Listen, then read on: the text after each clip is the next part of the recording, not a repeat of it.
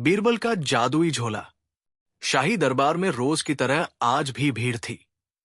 न्याय की गुहार, व्यापार की योजनाएं और मंत्रीगण की चापलूसियां, सब कुछ सामान्य था। पर आज बीरबल कुछ अलग ही मूड में दिख रहे थे। उनके हाथ में था एक पुराना, धूल भरा चमड़े का झोला। अकबर ने उत्सुक होकर पूछा, बीरबल, ये झोला क्या है और तुम इसे ऐसे क्यों घुमा रहे हो जैसे कोई खजाना हो? बीरबल मुस्कराए, हुजूर, ये झोला जादुई है। जादुई? दरबारियों में फुसफुसाहट फैल गई। हाँ, जादुई। और इसकी ताकत इतनी है कि इंसान को राजा भी बना सकता है और भिखारी भी। अब तो अकबर की उत्सुकता और बढ़ गई। क्या सचमुच? तो चलो कुछ करके दिखाओ। बीरबल ने झोला जमीन पर रखा, उसकी डोरी धीरे से खोली, लेकिन अंदर कुछ नहीं था, सिर्फ हवा। दरबार में हंसी गूंज उठी। मंत्री फैजी ने तंज कसा, यह है बीरबल का जादुई खेल। बीरबल ने शांत भाव से कहा, हुजूर, इसकी असली ताकत देखने के लिए इसे समय दीजिए। अकबर ने मुस्कुराकर इजाजत दे दी, ठीक है, तुम्हारे पास 7 दिन है। इस झोले का कोई करिश्मा दिखाओ, वरना इसे अग्नि में झोंक दिया जाएगा। अगले दिन सुबह शहर में अफवाह फैल गई, बीरबल के पास जादुई झोला है जो मन की बातें सुन सकता है। लोगों की भीड़ बीरबल के घर के बाहर लगने लगी। बीरबल ने घोषणा की, जो भी व्यक्ति इस झोले में अपनी कोई मन की बात डालेगा, उसे अगले दिन उस बात का उत्तर मिलेगा, चाहे वो किसी की सच्चाई जानना हो या खोई हुई चीज। पहले दिन एक साधारण किसान आया और कहा, मेरे खेत से मेरी गाय चोरी हो गई, मैं जानना चाहता हूं कौन है चोर। बीरबल ने उसे झोले में एक कागज पर लिखकर डालने को कहा। अगले दिन जवाब आया, तेरा पड़ोसी हरिराम। पड़ोसी को बुलाया गया और सचमुच गाय उसके घर से मिली। अब झोले की चर्चा दूर दूर तक फैलने लगी। व्यापारी, सैनिक, राजकुमारी, सभी इस जादू को आजमाने आने लगे। और मजे की बात, हर बार झोला सही जवाब देता, पर सच्चाई सिर्फ बीरबल जानता था। झोले में कोई जादू नहीं था, पर बीरबल की बुद्धि और उनकी गुप्त जासूसी ने उसे असाधारण बना दिया था। पर एक दिन किसी अनजान आदमी ने चुपचाप झोले में एक पुर्जा डाला। उस पर लिखा था, अगर तुमने अगली बार मेरी सच्चाई बताई तो शाही महल में खून बहेगा। बीरबल ने पुर्जा पढ़ा तो उसका चेहरा गंभीर हो गया।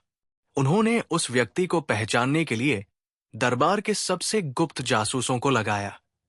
धीरे धीरे पता चला, दरबार में ही एक षड्यंत्र चल रहा है। कुछ मंत्रीगण और बाहरी व्यापारी मिलकर अकबर को हटाने और किसी गुप्त वारिस को गद्दी पर बैठाने की योजना बना रहे थे।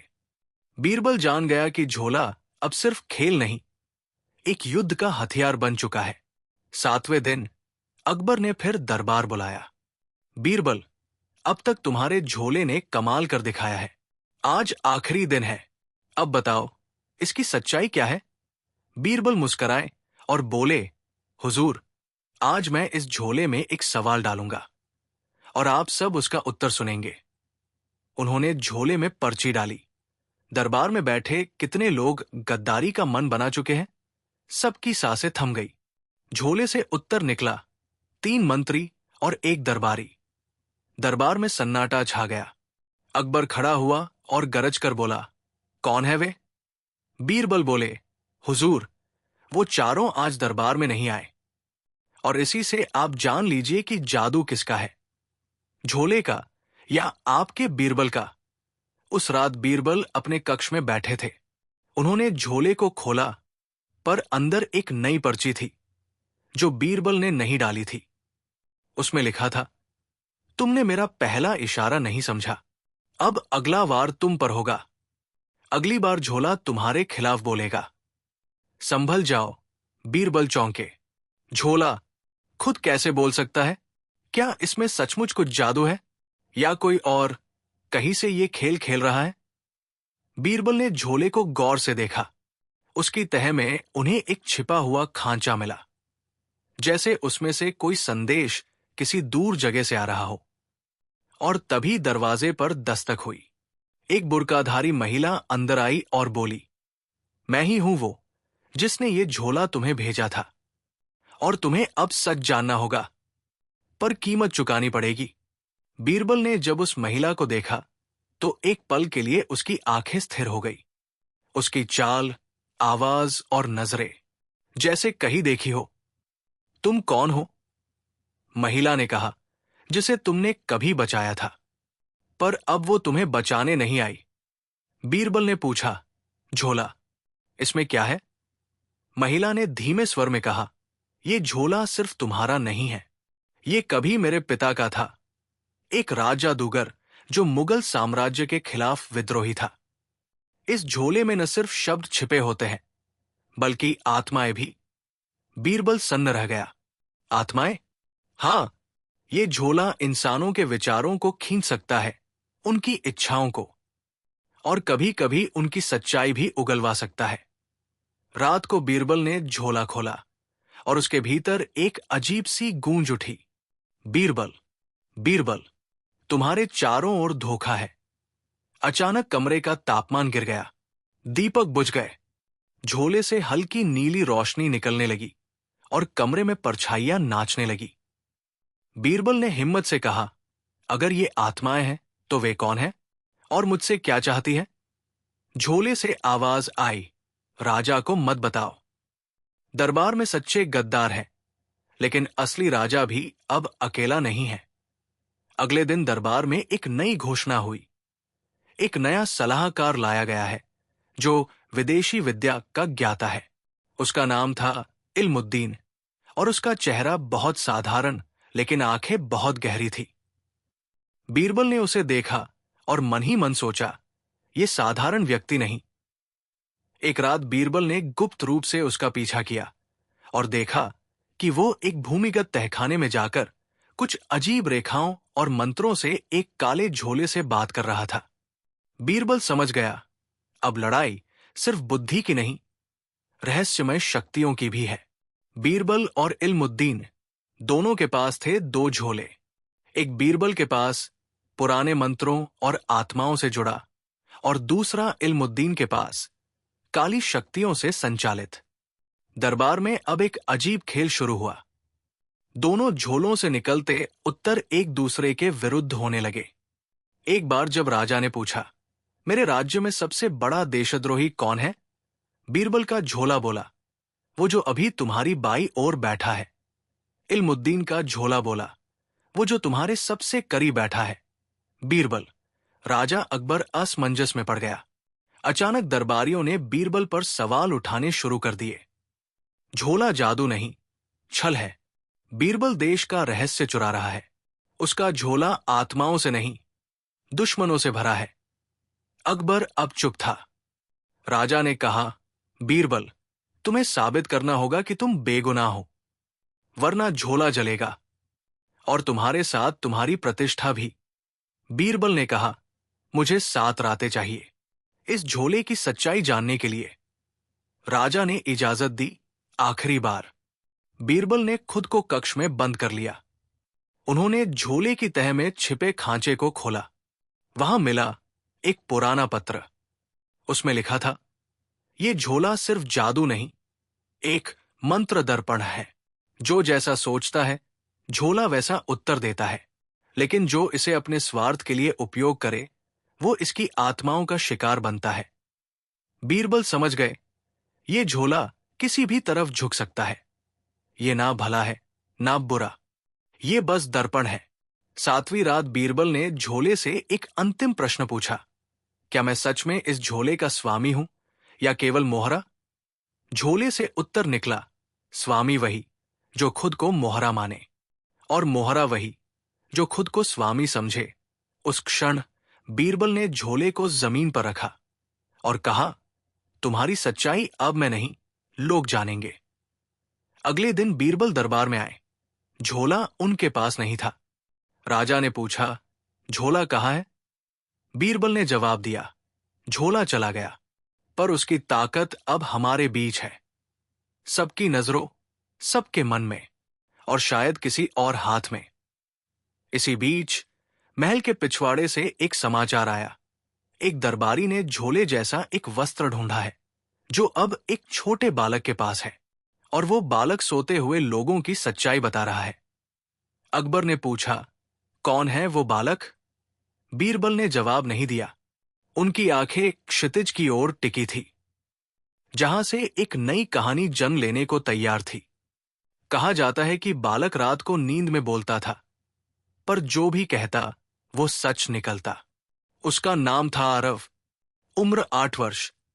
एक रात उसने कहा, जो सच्चा है उसे हर कोई झूठा मानेगा, और जो झूठा है वो राजा बनेगा। अगली सुबह एक बड़ा दरबारी फजल खान, जो लंबे समय से गद्दारी में लिप्त था, अचानक वफादारी का प्रमाण लेकर दरबार में पहुंचा। राजा ने उसे नई जिम्मेदारी दी।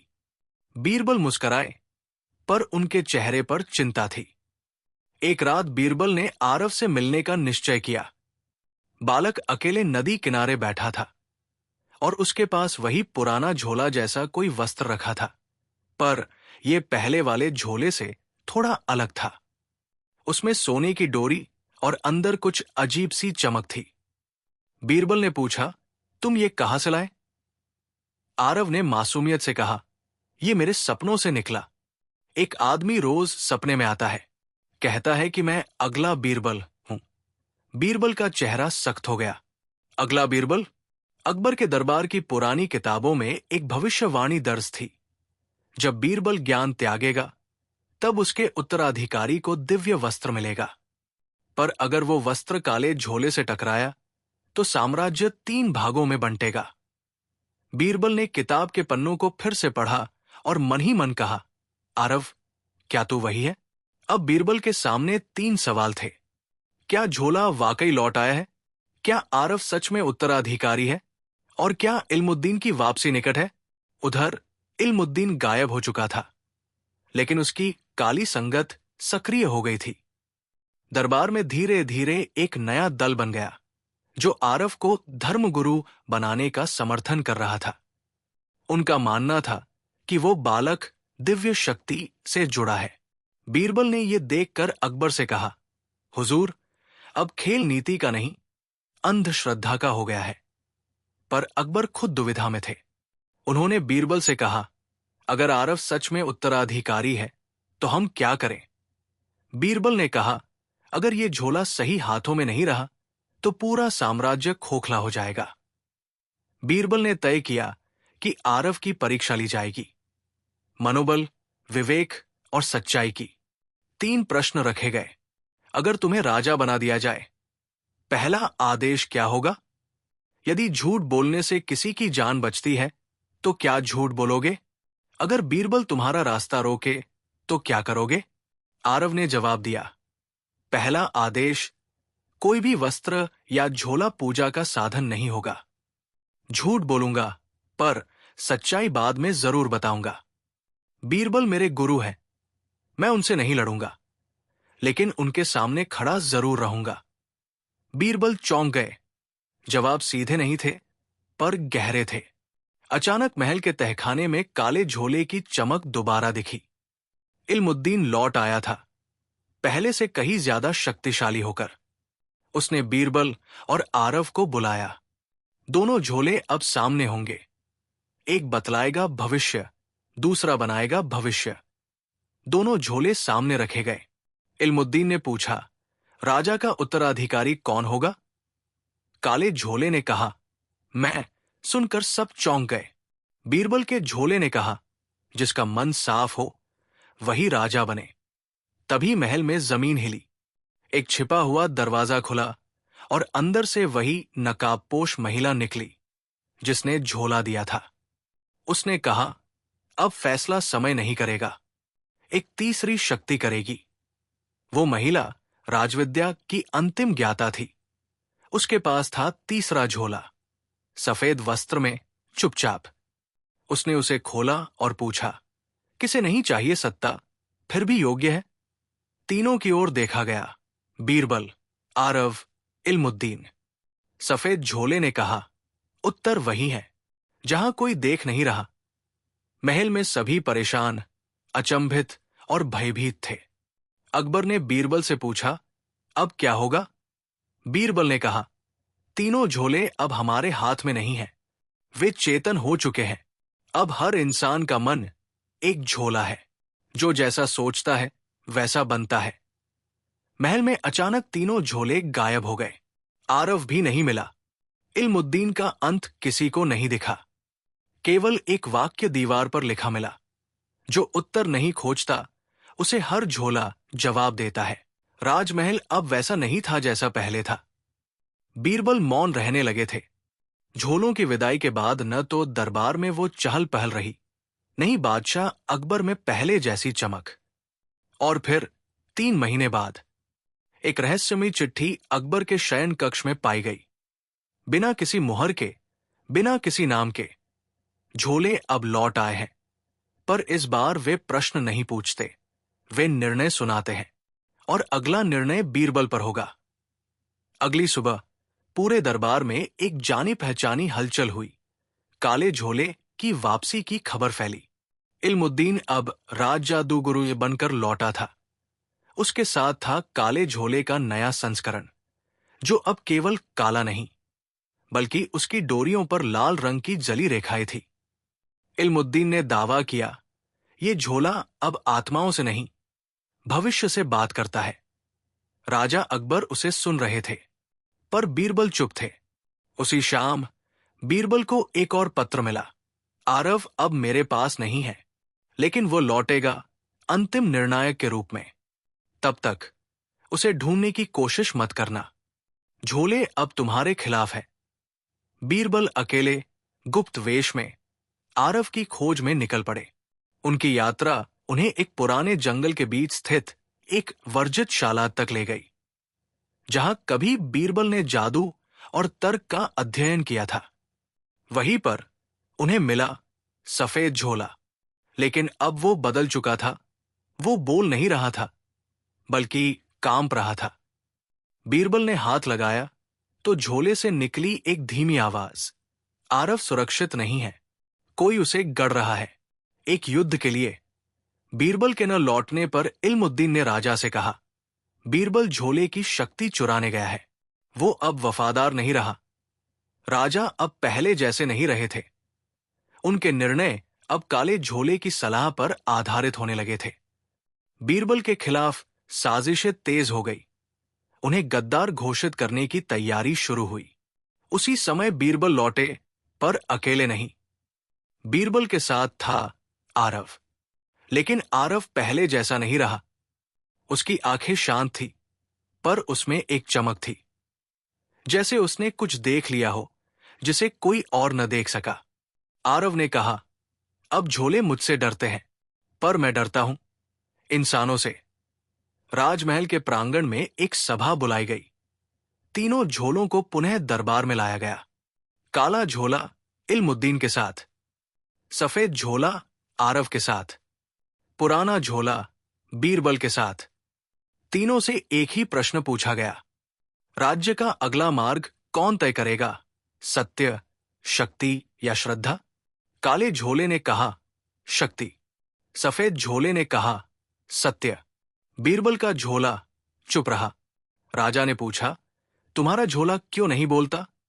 बीरबल ने उत्तर दिया, क्योंकि अब जवाब किसी झोले के पास नहीं, अब जवाब इंसानों को खुद देना होगा। उसी समय दरबार का एक प्रमुख सेनापति नासिर खान आगे आया और चिल्लाया, ये सब छल है। न आरव दिव्य है, न ये झोले। असली शक्ति तलवार की होती है। उसने झोले को ललकारा, और अचानक काले झोले से निकली तेज काली धुआंधार लपट नासिर को लील गई। पूरे दरबार में सन्नाटा। इल्मुद्दीन भी कांप गया। आरव ने तीनों झोलों को एक जगह रखा और बोला, तीनों अब एक हो सकते हैं, अगर सत्ता, सत्य और श्रद्धा साथ चले। तीनों झोलों ने एक साथ चमकना शुरू किया, और एक नया झोला बन गया, न काला, न सफेद, बल्कि नीला झोला। लेकिन तभी वो झोला हवा में उड़ गया और गायब हो गया। आरव ने दरबार छोड़ने का निर्णय लिया। अब मैं उत्तर नहीं दूंगा, मैं प्रश्न बनूंगा। राजा अकबर, बीरबल इल्मुद्दीन, सभी स्तब्ध। और उस रात राजमहल की सबसे ऊंची मीनार पर एक छाया खड़ी थी। हाथ में वही नीला झोला था और उसने कहा, अब निर्णय मैं करूंगा, इंसानों के लिए नहीं, झोलों के लिए। राजमहल की सबसे ऊंची मीनार पर खड़ी वो छाया जिसने नीला झोला पकड़ा था, धीरे धीरे हवा के झोंकों के साथ नीचे उतरने लगी। मीनार के नीचे मौजूद बीरबल, अकबर और इल्मुद्दीन की निगाहें उस ओर टिकी थी। बीच दरबार में फैल रही शांति अचानक एक अजीब सी बेचैनी में बदल गई थी। उस छाया के कदमों की आवाज से ऐसा लग रहा था कि अब कुछ बड़ा होने वाला है। छाया ने कहा, अब निर्णय मैं करूंगा, इंसानों के लिए नहीं, झोलों के लिए। उसका स्वर रहस्यमय और ध्वनिमन था, जिसमें एक शक्ति की गूंज थी। बीच में बीरबल ने कहा, कौन है वह और उसका मकसद क्या है? इल्मुद्दीन ने चुपचाप मुस्कुराते हुए कहा, शायद वही है जिसका इंतजार हम सभी कर रहे थे। छाया ने अपनी नकाब हटाकर अपना चेहरा दिखाया। वो कोई और नहीं बल्कि बीरबल की पुरानी दोस्त और जादू विद्या में पारंगत महिला मंजू थी। मंजू ने कहा, मैंने झोलों की चेतना को महसूस किया। वे अब हमारे नियंत्रण से बाहर हो गए हैं। यही वजह है कि मैं यहां हूं, झोलों की विरासत को बचाने के लिए। बीच में अकबर ने पूछा, क्या हमें डरना चाहिए? मंजू ने जवाब दिया, डरने की बात नहीं, बल्कि समझने की जरूरत है। झोलों ने अपनी मर्जी से एक नया रूप लिया है, एक ऐसा रूप जो मानवता के आगे एक नया प्रश्न छोड़ता है। बीच में बीरबल ने पूछा, क्या यह मतलब है कि झोले सचमुच जीवित हैं और क्या वे हमें अपने निर्णय सुनाने लगे हैं? मंजू ने गंभीरता से कहा, हां बीरबल, ये झोले साधारण वस्तुएं नहीं रही। इनमें अब वो चेतना है जो कई जन्मों की ज्ञान और शक्ति को समेटे हुए है। अगर हम इनका सही उपयोग नहीं करते तो ये शक्ति विनाशकारी भी हो सकती है। ये सुनकर दरबार के सभी सदस्य चिंतित हो गए। इल्मुद्दीन ने पूछा, तो हमें क्या करना चाहिए? मंजू ने कहा, हमें झोलों की शक्ति को संतुलित करना होगा। सत्ता, सत्य और श्रद्धा के बीच संतुलन। बीच में बीरबल ने सुझाव दिया, हमें एक ऐसी सभा आयोजित करनी चाहिए जिसमें सभी 3 झोलों के प्रतीक हों और दरबार के सभी महत्वपूर्ण सदस्य शामिल हों। एक परीक्षण होगा जिससे हम ये समझ सकेंगे कि किस दिशा में झोले हमें ले जाना चाहते हैं। अकबर ने सहमति जताई। मंजू ने कहा, यह एक बड़ा जोखिम होगा, पर बिना जोखिम के कुछ हासिल नहीं होता। तीनों झोलों को दरबार के मुख्य हॉल में लाया गया। सभी दरबारी अपने स्थान पर बैठे और भीतरी हलचल थी कि इस सभा का परिणाम क्या होगा। बीच में तीनों झोले एक दूसरे के करीब रखे गए। काला झोला लाल रेखाओं के साथ सुलग रहा था, सफेद झोला शांत और चमकीला था और बीरबल का पुराना झोला जैसे अपनी शक्ति में स्थिर था। मंजू ने तीनों झोलों को मंत्रोच्चार करते हुए परिक्रमण करवाया। झोलों की चमक तेज हो गई और पूरा हॉल चमक उठा। तभी झोलों ने पहली चुनौती दी, सत्य का निर्णय तब तक नहीं होगा जब तक सत्ता और श्रद्धा बीच संतुलन न बन जाए। सत्य बिना संतुलन के अधूरा है। बीच में इल्मुद्दीन ने कहा, तो इसका मतलब है कि झोलों की शक्ति को तीनों को बराबर सम्मान देना होगा। बीच में बीरबल ने कहा, लेकिन इस संतुलन को बनाए रखना मुश्किल होगा, कोई ज्यादा या कम शक्तिशाली न हो। सभा के बाद दरबार में अंदरूनी मतभेद बढ़ने लगे। इल्मुद्दीन ने अपनी ताकत बढ़ाई, मानो काले झोले की शक्ति से पूरी तरह से जुड़ चुका हो। आरव, जो अब वापस आया था, सफेद झोले के साथ सच्चाई का समर्थन करता रहा। बीच में बीरबल अपनी सूझबूझ और विवेक से सभी को संतुलन बनाए रखने की सलाह देता रहा। पर नासिर खान ने फिर से बगावत की चिंगारी जलाई और कहा, सत्ता ही असली ताकत है, झोलों का खेल खत्म। एक रात तीनों झोलों की चमक फिर से बढ़ गई। झोलों ने एक साथ कहा, अब मानवता को अंतिम प्रश्न का सामना करना होगा। क्या वह झोलों के निर्णय को स्वीकार करेगी या अपनी नियति खुद चुनेगी? उस रात बीरबल के पास झोले का पुराना रेशमी धागा आया, जब उसने उसे पकड़ने की कोशिश की तो धागा फिसल गया और एक पुराना संदेश खुल गया जिसमें लिखा था, जो झोले की शक्ति को समझेगा वही अपने आप को खो देगा, और जो उसे खो देगा वही सच में पाएगा। बीच में बीरबल ने कहा, यह संदेश हमें चेतावनी देता है पर साथ ही एक मार्ग भी दिखाता है। राजमहल के आसपास अंधेरा गहरा गया। बीच में मंडल में एक अज्ञात शख्स ने कदम रखा। उसका चेहरा दिखाई नहीं दे रहा था। उसने कहा, झोलों की जंग अब शुरू हुई है, पर असली लड़ाई अभी बाकी है। जो सच और सत्ता को समझेगा वही भविष्य के राजा होगा। और फिर वो शख्स हवा की तरह गायब हो गया। राजमहल में अचानक नीले झोले की चमक फैल गई। बीरबल, अकबर और मंजू ने देखा कि झोला हवा में नाच रहा था, जैसे वो अपने आप निर्णय लेने के लिए तैयार हो। ये झोला सत्ता, सत्य और श्रद्धा की एक नई शक्ति का प्रतीक है, मंजू ने कहा। लेकिन इसका रहस्य अब तक किसी ने नहीं जाना। बीच दरबार में अचानक एक धुआं फैल गया और एक युवा प्रकट हुआ। उसका नाम था रायन, जो किसी रहस्यमय संगठन से जुड़ा था जो झोलों की शक्ति को नियंत्रित करना चाहता था। उसका उद्देश्य था झोलों की शक्ति को पूरी तरह अपनी पकड़ में लेना। राजा अकबर, बीरबल और मंजू के बीच रायन की वापसी ने दरबार में तहलका मचा दिया। रायन ने झोलों की शक्ति का उपयोग कर एक योजना बनाना शुरू कर दिया। मीनार पर खड़ी वो छाया जिसने नीला झोला अपने हाथों में लिया था, धीरे धीरे नीचे उतर रही थी। मैं मंजू हूं, उसने कहा, झोलों की चेतना को बचाने वाला आखिरी प्रहरी। बीच में अकबर, बीरबल और इल्मुद्दीन की निगाहें उस पर टिकी थी। क्या झोले सच में चेतन हो गए हैं? अकबर ने प्रश्न किया। हां, मंजू बोली, पर वे अब सत्ता, सत्य और श्रद्धा के मध्य संतुलन की खोज में हैं।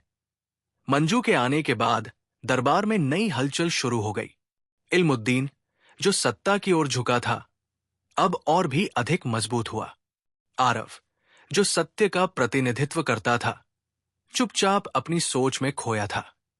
बीच में बीरबल अपनी सूझबूझ से इस संतुलन को समझने की कोशिश कर रहा था। एक दिन नीला झोला अचानक चमकने लगा। उसने एक आवाज दी, मानवता के अगले कदम का फैसला करो, झोलों के सहारे या अपने विवेक से। सभी दरबारी सन्न रह गए। दरबार में सत्ताधारी इल्मुद्दीन ने कहा, हमें झोलों की शक्ति को पूर्ण रूप से स्वीकार करना चाहिए, क्योंकि यही हमें विजयी बनाएगी। आरव ने कहा, पर क्या हम अपनी मर्जी छोड़ देंगे? सत्य का रास्ता अपने पैरों पर चलना सिखाता है।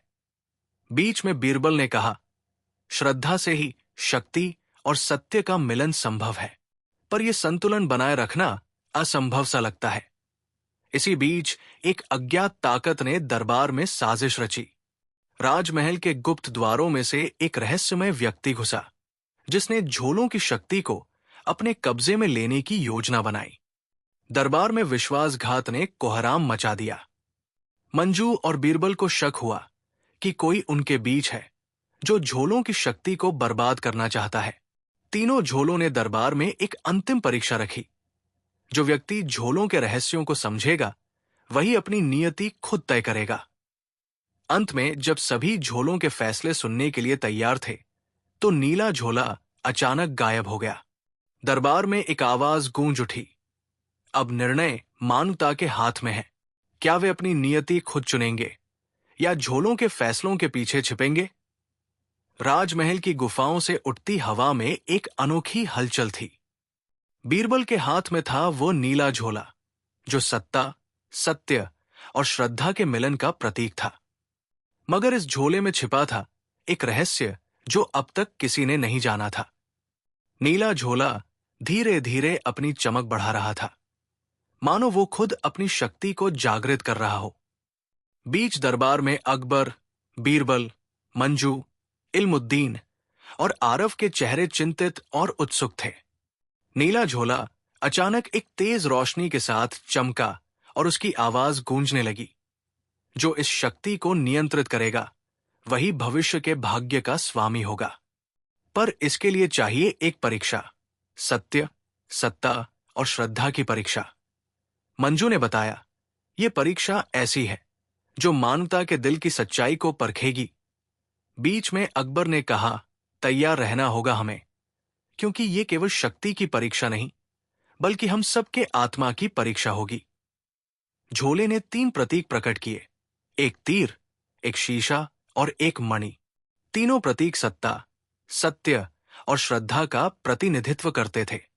इन प्रतीकों को खोजने और सही स्थान पर रखने से ही झोले की शक्ति पूरी तरह खुल पाएगी। बीच में बीरबल ने कहा, हमें तीनों प्रतीकों को तलाशना होगा, पर रास्ता आसान नहीं होगा। बीच में बीरबल, आरव और मंजू ने तीर को खोजने के लिए जंगल की ओर रुख किया। जंगल में एक प्राचीन मंदिर था, जहां एक पहेली छिपी थी, जो सत्य की छाया में छुपा हो, वो तीर तुम्हें देगा शक्ति। मंदिर के द्वार पर लिखा था। मंजू ने सावधानी से पहेली को पढ़ा और बोली, ये हमें सच के करीब ले जाएगा, पर सावधान रहना होगा। इसी बीच अकबर और इल्मुद्दीन ने शीशे को खोजने की जिम्मेदारी ली। शीशा एक झील के नीचे छुपा था, जो केवल श्रद्धा से ही पार पाया जा सकता था। इल्मुद्दीन ने सोचा, मेरी सत्ता और शक्ति के बिना ये काम नहीं होगा। पर झील के बीच में शीशा दिखाई दिया, लेकिन उसे पाने के लिए अपनी सबसे बड़ी कमजोरियों का सामना करना पड़ा। बीच में बीरबल अकेले मणि की तलाश में निकला। मणि ऐसी जगह छुपी थी जहां केवल सच्चे दिल वाले ही पहुंच सकते थे। बीच रास्ते में बीरबल को अपने अंदर के कई सवालों का सामना करना पड़ा। क्या वो अपने दिमाग से ज्यादा अपने दिल की आवाज सुनेगा? जब तीनों प्रतीक मिल गए, तो वे नीले झोले में रखे गए। झोला चमक उठा, लेकिन तभी अचानक उसके भीतर से एक आवाज आई, अब तुम्हारे सामने अंतिम परीक्षा है। क्या तुम अपने मन के भय और लालच को जीत पाओगे? दरबार में सभी उपस्थित थे। झोले ने कहा, जो अपनी कमजोरियों से न डरेगा, वही इस शक्ति का सच्चा स्वामी होगा। मंजू, बीरबल, अकबर, इल्मुद्दीन और आरव, सभी के अंदर छुपी आंतरिक लड़ाइयां सामने आईं। जैसे ही वे परीक्षा देते रहे, नीले झोले ने अचानक अपने अंदर एक दरवाजा खोल दिया। दरवाजे के पीछे था एक अंधेरा कमरा, जिसमें आवाज आई, तुम्हारे निर्णय ने तुम्हें यहां तक पहुंचाया, पर असली सवाल अभी बाकी है। क्या तुम उस रहस्य को जानना चाहते हो, जो झोले की शक्ति से भी बड़ा है? दरवाजे के पीछे गहरा अंधेरा और अनगिनत सवाल थे। बीच में बीरबल ने पूछा, क्या ये अंत है या एक नई शुरुआत? अकबर ने कहा, यह निर्णय हमारे साथ नहीं, बल्कि भविष्य के हाथ में है। और जैसे ही वे आगे बढ़ने लगे, दरवाजा धीरे धीरे बंद होने लगा और झोले की चमक मंद होने लगी। राजमहल में एक अजीब सी सन्नाटा छाया हुआ था। पुराना नीला झोला, जिसे बीरबल ने संभाला था, अब केवल एक जादुई वस्तु नहीं रह गया था, बल्कि वो एक जीवंत शक्ति बन चुका था। उसकी चमक धीरे धीरे बढ़ रही थी और ऐसा लग रहा था जैसे वो किसी गहरे रहस्य को उजागर करने वाला हो। बीच दरबार में अकबर, बीरबल, मंजू और कई दरबारी ये सोच रहे थे कि इस झोले के पीछे क्या रहस्य छुपा है। मैं वो हूं जो सत्ता, सत्य और श्रद्धा के बीच की कड़ी हूं। झोले ने अपनी आवाज में कहा, तुम में से जो इसे समझ सकेगा, वही अपनी नियति खुद तय करेगा। अकबर ने अपनी आवाज में गंभीरता के साथ कहा, इस बार मामला साधारण नहीं है। ये झोला केवल शक्ति का प्रतीक नहीं, बल्कि हमारी सोच और विश्वास का दर्पण है। बीच में बीरबल ने कहा, हमें इस झोले के रहस्य को समझने के लिए उन 3 प्रतीकों, तीर, शीशा और मणि की खोज करनी होगी। ये प्रतीक शक्ति, सत्य और श्रद्धा का परिचायक है। बीच में तीनों पात्र, बीरबल, मंजू और अकबर, अलग अलग दिशाओं में निकल पड़े। बीच जंगल की गहराई में मंजू ने तीर की खोज शुरू की, जो सत्य की खोज का प्रतीक था। बीच झील के पार अकबर और इल्मुद्दीन ने शीशे को खोजने की ठानी, जो श्रद्धा का प्रतीक था। बीच पहाड़ की चोटी पर बीरबल ने मणि को खोजने का निर्णय लिया, जो शक्ति का प्रतीक था। मंजू ने देखा कि तीर एक प्राचीन मंदिर के गर्भगृह में रखा था, लेकिन उसे लेने के लिए एक रहस्यमय पहेली हल करनी थी। सत्य कभी छुपा नहीं रहता, लेकिन उसे जानने के लिए आंखें खोलनी पड़ती है। मंदिर के द्वार पर लिखा था। मंजू ने सोचते हुए कहा, यह कोई सामान्य पहेली नहीं, बल्कि हमारे विश्वास और दृष्टिकोण की परीक्षा है। अकबर और इल्मुद्दीन झील के किनारे पहुंचे। झील का पानी शांत था, लेकिन उसके भीतर छिपा था शीशा। यह शीशा केवल श्रद्धा के साथ ही पाया जा सकता है। अकबर ने कहा, हमें अपने मन की शुद्धता दिखानी होगी। इल्मुद्दीन ने शक किया, क्या मेरी सत्ता और ताकत के बिना यह संभव होगा? लेकिन फिर उसने अपने भीतर झांका और निष्कर्ष निकाला कि सत्ता का अभिमान इस परीक्षण में बाधा बन सकता है। बीच पहाड़ की चोटी पर पहुंचकर बीरबल ने देखा कि मणि एक जटिल भूल भुलैया के बीच छुपी थी।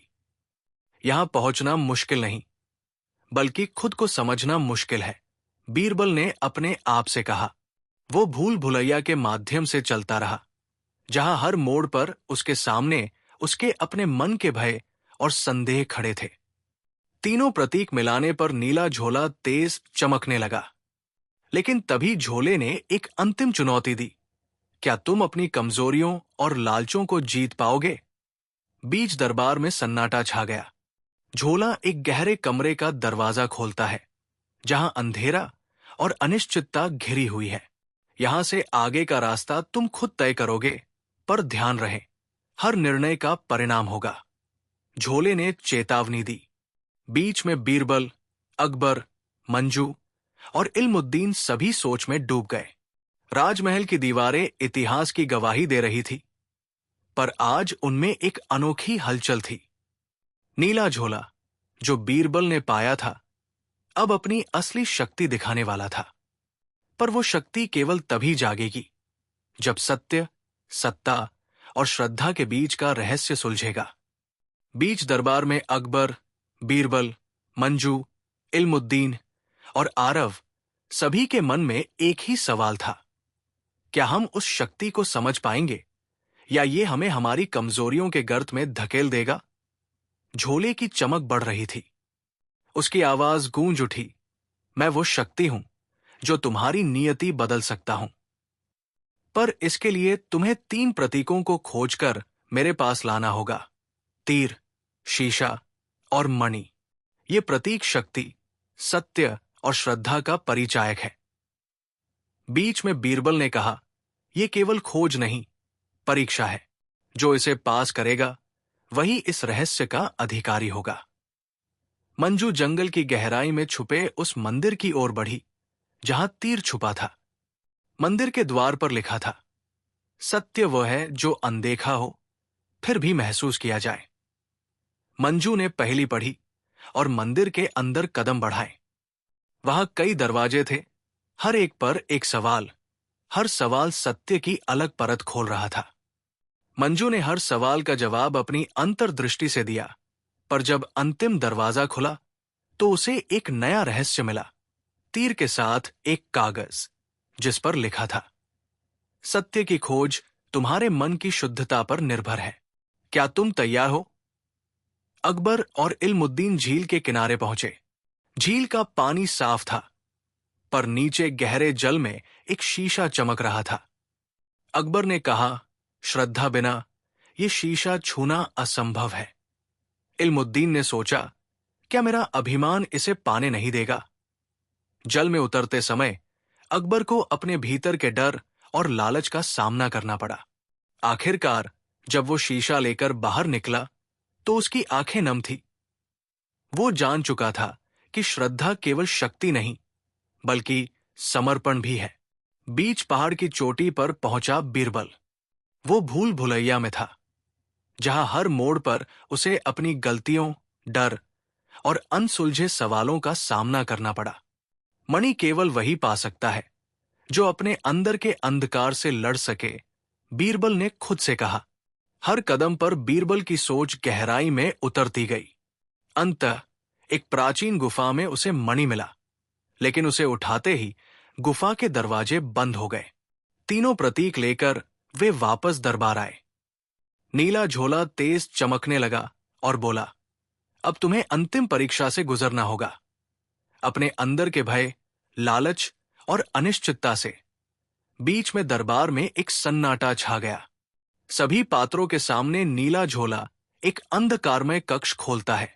ये वो स्थान है जहां तुम्हें अपने अंदर झांकना होगा। जो इस कक्षा से विजयी निकलेगा वही इस शक्ति का सच्चा स्वामी होगा। मंजू, बीरबल, अकबर, इल्मुद्दीन और आरव एक एक कर इस कमरे में प्रवेश करते हैं। अंधकार में कमरे में प्रत्येक को अपनी सबसे गहरी कमजोरी और भय का सामना करना पड़ा। अकबर को अपनी सत्ता का अहंकार, इल्मुद्दीन को विश्वासघात का डर, मंजू को अपने अतीत के दर्द, आरव को सत्य की कठिनाइयों से डर और बीरबल को अपनी सूझबूझ के खिलाफ उठते सवाल। जब सभी अपने संघर्षों में डूबे थे तो अचानक झोले की आवाज गूंज उठी। क्या तुम उन सवालों का जवाब ढूंढ पाओगे जो न केवल झोले के रहस्य हैं बल्कि तुम्हारी आत्मा के भी? दरबार में बैठे सब लोग सन्न रह गए। अचानक कमरे के एक कोने में एक दरवाजा प्रकट हुआ। यह दरवाजा तुम्हें सत्य की अंतिम परत तक ले जाएगा, झोले ने कहा। बीच में बीरबल ने कदम बढ़ाया, लेकिन जैसे ही उसने दरवाजा खोलना चाहा, झोले की चमक कम होने लगी। दरवाजा आधा खुला रह गया और उसके पीछे अंधकार पसरा था। यह वो मोड़ है जहां तुम्हें खुद तय करना होगा। क्या तुम अंधकार में कदम रखोगे या पीछे हट जाओगे? झोले की आवाज धीरे धीरे गुम होती चली गई और पूरा दरबार सन्नाटे में डूब गया। नीला झोला अब पूरी तरह जाग चुका था। उसकी चमक इतनी तेज थी कि पूरा दरबार मानो दिव्य प्रकाश में डूब गया हो। बीच में अकबर, बीरबल, मंजू, इल्मुद्दीन और आरव सभी की निगाहें उस झोले पर टिकी थी। झोले की आवाज गूंज उठी, सत्य, शक्ति और श्रद्धा की परीक्षा अब समाप्त होने वाली है। तुम सबने अपनी अपनी परीक्षा दी। अब मैं तुम्हें अंतिम द्वार तक ले चलूंगा जहां तुम्हें अपनी नियति खुद चुननी होगी। बीच में झोले की चमक एक द्वार के रूप में प्रकट हुई। एक विशाल द्वार जो सुनहरे और काले रंग की झिलमिलाती रोशनी से चमक रहा था। बीच दरबार के सभी लोग धीमे धीमे उस द्वार की ओर बढ़ने लगे। बीच रास्ते में बीरबल ने सबको चेताया, ये द्वार केवल बाहरी नहीं, आंतरिक भी है। यहां प्रवेश करते ही तुम्हें अपने सबसे गहरे भय, सबसे कठिन सत्य और अपनी सबसे बड़ी शक्ति से रूबरू होना होगा। तुम्हारी नियति इस द्वार के पार ही तय होगी। अकबर सबसे पहले द्वार के सामने खड़ा हुआ। उसके सामने एक छाया प्रकट हुई। वो छाया अकबर की सत्ता की लालसा और पिछले कुछ वर्षों के उसके निर्णयों की स्मृति थी। अकबर ने अपनी गलती स्वीकार की और कहा, मैंने कई बार अपने राज्य के लिए कठोर निर्णय लिए, लेकिन कभी कभी निर्णय कठिनाइयों से भरे होते हैं। उसने उस छाया को अपनाया और आगे बढ़ा। मंजू का सामना उस अतीत से था जहां उसने अपने प्यार और कर्तव्य के बीच संघर्ष किया था। उसके सामने एक धुंधली आकृति आई जो उससे कहा, क्या तुम अपने दिल की सुनोगी या केवल कर्तव्य की? मंजू ने अपने मन की आवाज सुनी और मुस्कुराई। इल्मुद्दीन के सामने उसका अपना अभिमान था जिसने उसे कई बार गलत राह पर ले जाया था। परछाई ने उससे कहा, क्या तुम अपनी कमजोरी को स्वीकार करोगे या फिर उसे छुपाओगे? इल्मुद्दीन ने नमन किया और अपने अहंकार को त्याग दिया। बीच में बीरबल और आरव एक साथ खड़े थे। उनके सामने एक कांच का दर्पण आया जिसमें वे दोनों अपनी असली पहचान देख सकते थे। बीच में बीरबल ने कहा, सच्चाई अपने आप में एक आईना है जिसमें डर, संदेह और विश्वास सब झलकते हैं। दोनों ने दर्पण को गले लगाया और आगे बढ़े। जब सबने द्वार पार किया तो वे एक उजले कमरे में पहुंचे जिसमें एक शांति और शुद्धता थी जिसे शब्दों में बयान करना मुश्किल था। बीच कमरे के बीच में एक सोफा था जिस पर झोला रखा गया था। झोले ने कहा, यह वो जगह है जहां नियति तय होती है, पर याद रखो, नियति वो नहीं जो तय हो जाती है, बल्कि वो है जो तुम खुद चुनते हो। बीच में सबने झोले को देखा और महसूस किया कि अब फैसला उन सबके हाथों में है। क्या वे इस शक्ति को ग्रहण करेंगे और अपने लिए नई राह बनाएंगे, या फिर इससे दूर हटेंगे और अपनी पुरानी जिंदगी में लौट जाएंगे? अचानक झोले की चमक फीकी पड़ने लगी और एक नया सवाल उभरा। क्या तुम अपनी नियति खुद चुन सकते हो या नियति तुम्हें चुनती है? दरबार में सन्नाटा छा गया। दरबार की रौनक अब एक रहस्यमय सन्नाटे में बदल चुकी थी। नीला झोला, जिसने सबके सामने अपनी शक्ति दिखाई, अब धीरे धीरे फीका पड़ रहा था। उसकी चमक मंद पड़ते पड़ते लगभग बुझ सी गई थी। बीच दरबार में अकबर ने गहरी सांस ली और बोला, ये झोला केवल ताकत का नहीं, बल्कि बुद्धि और आत्मा की परीक्षा भी है। बीच में बीरबल ने झोले को गौर से देखा और फिर दरबार वालों की तरफ मुड़ा। सच तो यह है कि झोले की असली शक्ति बाहर नहीं, अंदर है। जो इसे समझ सके वही इसे नियंत्रित कर सकेगा। अचानक आसपास के दरबारी और दरबारियों के बीच एक हलचल मच गई। दरवाजे अचानक बंद हो गए और कमरे का तापमान अचानक गिरने लगा। झोले से एक धीमी आवाज निकली, अब तुम सबको अपनी असली परीक्षा से गुजरना होगा। यह परीक्षा केवल झोले की नहीं, तुम्हारी अपनी आत्मा की भी है। बीच में अकबर ने कहा, हम तैयार हैं। झोले ने चमक से एक दीवार पर प्राचीन चित्र उकेरे, जिसमें एक रहस्यमय रास्ता दिखाया गया था। वो रास्ता था अनजानी गुफा का मार्ग। बीच में मंजू, बीरबल, अकबर और इल्मुद्दीन ने मिलकर उस गुफा की ओर चलने का निश्चय किया। वे जानते थे कि ये गुफा किसी रहस्य या खतरे की निशानी हो सकती है, पर रहस्य को सुलझाने के लिए यह जरूरी था। रास्ते में कई अजीब और अद्भुत घटनाएं हुई। हवा में सुनाई देने वाली आवाजें, छायाओं का खेल, और अचानक से बीरबल को लगी एक अजीब सी अनुभूति कि वे किसी बड़ी शक्ति के करीब पहुंच रहे हैं। गुफा के अंधेरे में चलते हुए वे एक विशाल कक्ष में पहुंचे, जहां एक प्राचीन शिलालेख था। उस पर लिखा था, जो सत्य और श्रद्धा के संग अपने भय को हराएगा, वही यहां से विजयी होगा। बीच में झोला अचानक हल्का हो गया और अपने आप फड़फड़ाने लगा। तभी गुफा में एक तेज रोशनी फूटी और सामने एक बड़ा दरवाजा प्रकट हुआ। दरवाजे के पीछे एक अज्ञात क्षेत्र था, जहां अतीत, वर्तमान और भविष्य की परतें एक साथ जुड़ी थी। वहां हर एक का सामना अपने सपनों, डर और गुप्त इच्छाओं से हुआ। बीच में बीरबल ने कहा, यह वो अंतिम मोड़ है जहां हम खुद से लड़ेंगे। अगर हम हार गए तो झोले की शक्ति हमें खो देगी, पर जीतेंगे तो हम अपने भाग्य के मालिक बन जाएंगे। अचानक झोले ने अपनी अंतिम शक्ति दिखाई। जो भी यहां से जिंदा निकलेगा, वो न केवल सत्ता का अधिकारी होगा, बल्कि अपने जीवन का भी सच जान जाएगा। दरबारियों के कदम दरवाजे के सामने थम गए। हर एक के चेहरे पर आशंका, डर और उम्मीद झलक रही थी। तभी झोला धीमी आवाज में बोला, क्या तुम तैयार हो? क्योंकि एक बार कदम बढ़ा दोगे तो पीछे लौटना आसान नहीं होगा। दरबार में सन्नाटा छा गया। दरबार की सारी हलचल अब थम चुकी थी। नीला झोला, जो कभी रहस्यमय शक्ति का स्रोत था, अब धीमी चमक छोड़कर बिल्कुल शांत हो गया था। बीच में अकबर, बीरबल, मंजू, इल्मुद्दीन और आरव सभी खामोशी से झोले को देख रहे थे।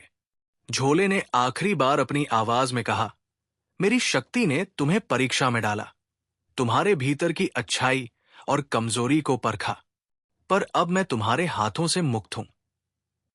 मेरी कथा यहीं समाप्त होती है। अकबर ने गहरी सांस लेते हुए कहा, हमें समझना होगा कि असली शक्ति झोले में नहीं, हमारे दिलों में है। हम अपने कर्मों से ही इतिहास बनाते हैं। बीच में बीरबल ने सहमति जताई, झोला केवल एक प्रतीक था। जो खोज की वही सीख पाई। अब समय है कि हम अपनी अपनी राह पर चलें, पर झोले की शक्ति पर निर्भर हुए बिना। सबने मिलकर निर्णय लिया कि वो झोला महल की सबसे गुप्त जगह में बंद कर दिया जाएगा। जहां से वो कभी बाहर नहीं निकलेगा, नहीं किसी के हाथ लगेगा। ये निर्णय इसलिए लिया गया ताकि किसी के मन में लालच न जागे और कोई गलत राह न पकड़ पाए। झोले को एक मजबूत तिजोरी में बंद कर दिया गया और उसका पासवर्ड केवल बीरबल के पास रखा गया। बीच में मंजू ने मुस्कुराते हुए कहा, हमने झोले से जो सीखा वो हमारे साथ है। अब हमें बस अपने दिल की सुननी है। अकबर ने दरबारियों को संबोधित किया, आइए हम सब मिलकर एक ऐसा राज्य बनाएं जहां सत्य, न्याय और प्रेम की जीत हो। बीच में बीरबल ने आखिरी बार कहा, झोला तो गया, पर जो ज्ञान मिला वो हमारे साथ रहेगा। अब हम अपनी नई कहानी खुद लिखेंगे, बिना किसी जादू के, सिर्फ अपने विवेक और हिम्मत से। और इस तरह बीच की कहानी खत्म हुई। न तो कोई रहस्य बाकी बचा, न कोई अधूरापन। नीला झोला बंद तिजोरी में अपनी चुप्पी साधे था और दरबार ने अपने नए युग की शुरुआत की, जहां इंसानियत, समझदारी और नेक इरादों ने सदा के लिए जगह बनाई।